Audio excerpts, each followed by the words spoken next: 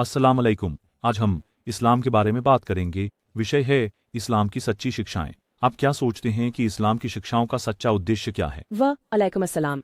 धन्यवाद। इस्लाम की शिक्षाओं का असली उद्देश्य मानव जाति की आध्यात्मिक परवरिश, अल्लाह का भय और उनकी खुशी प्राप्त करना है। इस्लाम सिर्फ एक दिन के लिए नहीं बल्कि जीवन के हर पहलू के लिए है, जो हमें अच्छे आचरण और नैतिकता में मार्गदर्शन करता है। आप बिल्कुल सही हैं। हालांकि कुछ लोग तर्क देते हैं कि इस्लाम पुरुषों और महिलाओं को अलग अलग भूमिकाओं और विचारों में सीमित करता है।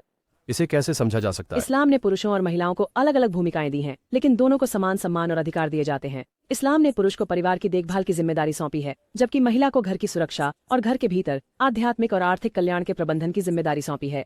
इसका अर्थ यह नहीं है कि एक दूसरे से श्रेष्ठ है, बल्कि दोनों अपनी भूमिकाओं में समान हैं। आप सही हैं, लेकिन कई लोग यह भी कहते हैं कि इस्लाम में महिलाओं के पास स्वतंत्रता नहीं है।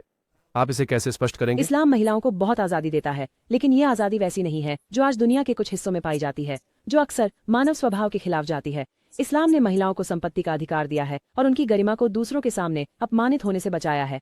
इस्लाम ने महिलाओं को उनके स्वभाव के अनुसार जो सम्मान दिया है, वह किसी भी सांसारिक प्रणाली में नहीं मिल सकता। ये सच है। इस्लाम ने न केवल महिलाओं को सम्मान दिया, बल्कि उन्हें जीवन के सभी पहलुओं में अधिकार भी प्रदान किए। फिर हम उन लोगों को कैसे जवाब दें जो कहते हैं कि इस्लाम महिलाओं को पुराने तरीके की भूमिकाओं में रखता है?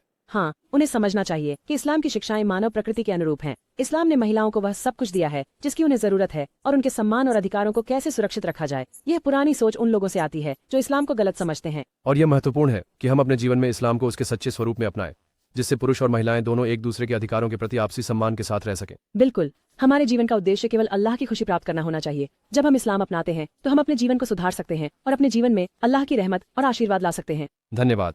आज हमने इस्लाम की सच्ची शिक्षाओं और पुरुषों और महिलाओं के अधिकारों पर चर्चा की है। अल्लाह हम सबको मार्गदर्शन दे। आमीन। अल्लाह हमें सही रास्ता दिखाए।